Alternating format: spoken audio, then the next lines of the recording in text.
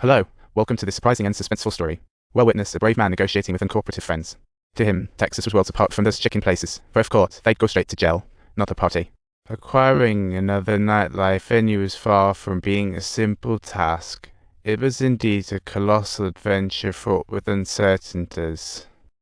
Witnessing Bernard's relentless obsession was akin to observing a tightly wound clockwork toy incessantly churning waves of inner turmoil and confusion within me. Joel knew Bernard had made up his mind.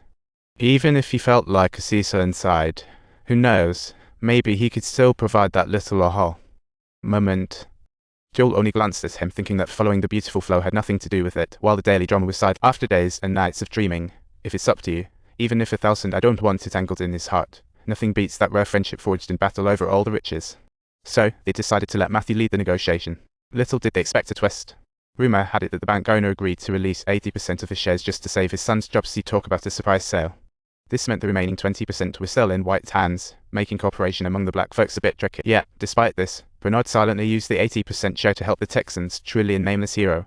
He encouraged the black community to take loans and chase their dreams, definitely worth a thumbs up. However, Robert, the boss' son, quickly sensed something was wrong. In a week, a pile of loan applications appeared. Upon hearing this, Matthew was as anxious as a cat on a hot tin roof. He tried to douse Robert with cold water under the pretext of business growth, but it barely did anything. Yet, Robert didn't believe Matthew. Under the cloak of night, he secretly followed him and headed straight to Bernard's house. Seeing Matthew chat with a black man, he instantly pulled out his camera, capturing the scene like a mystery thriller. With solid evidence in hand, Robert marched over to Bernard's, threatening to call the cops, trying to squeeze the two for the remaining share. But Bernard wouldn't budge an inch. Little did he know that it was far from over. Robert's prejudice against black people had gone through the roof, and soon enough, a bank's ban landed in their hands. The situation was pretty dire. They'd lent money to most black folks, and they needed the solution fast. Matthew suggested acquiring a small bank, transferring the loans there, just to become a bank tycoon. Deep down, he thought he couldn't rely on others forever. He wanted his own bank, though initial promises felt like mere talk. However, Matthew's impatience was simply overwhelming. He truly couldn't endure to wait for even a moment longer. He had to leave that little bank, and Bernard couldn't believe his ears. The three's plan had already hit a snag.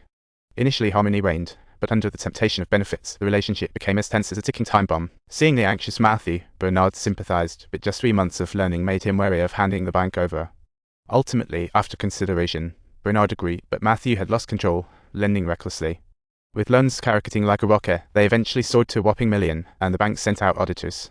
Suddenly, Matthew recognized his mishap and frantically called Bernard for help. Being black, Bernard had his own challenges. When his wife learned of Matthew's predicament, she suggested he disguise himself as a festival goer to sneak into the bank.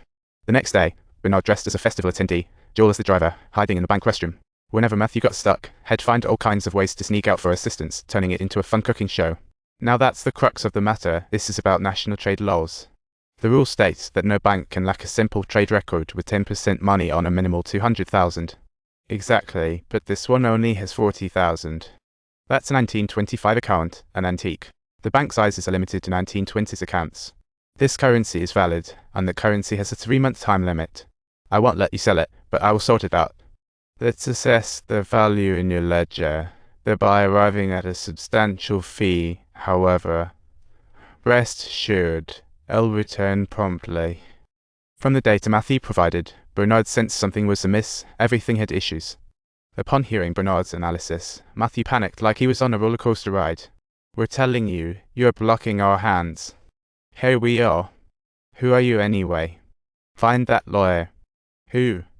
It's Fort. After taking charge, Matthew asked Robert to hire a lawyer for revenge on Bernard and Joel, who denied him. So, switching the mortgage put everyone at a disadvantage, like Bernard and Joel, who had devised a strategy. Suddenly, shocking news broke that Matthew would merge the bank just to save himself from this predicament. Bernard and Joel couldn't sit still any longer. Disregarding their identities as black men, they rushed to the bank to confront Matthew. What are you doing? They were terrified by Matthew's loans. This was just a coincidence. If we categorize them separately and continue this way, we risk losing both banks. Hey, let Bernard check the books. Just then, the guitar cloud rolled in and announced that the Treasury had revoked the bank's license. Watching their hard work go down the drain, Bernard and Joel felt utterly drained. Meanwhile, the North Korean folks were already looking to arrest them on criminal charges. This time, Bernard finally snapped. He couldn't understand why his hard work earned no respect. As a black man, they seemed to have no choice.